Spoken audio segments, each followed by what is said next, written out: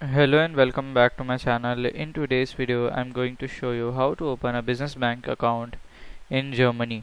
So here we'll just go to google.com. So here we'll likely search for the top business in Germany. Okay, so here we can see, so the first bank is your Deutsche Bank. Then we have the Hypo Veriting Bank, then we have Commerce Bank and a bank. So in this video I'm going to show you how to open a business bank account in your Deutsche Bank. Okay, so here we'll just go to the website.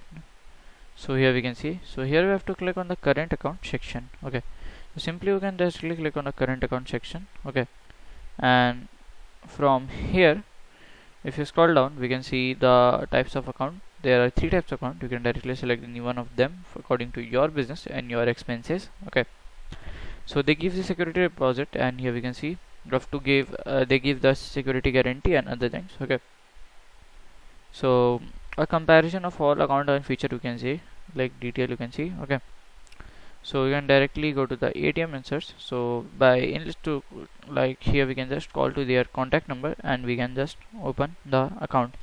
So it's very easy to open. It will require a minimum age of 18. You should have a legal business identity proof, and other things will be required like proof of address, and it will be required.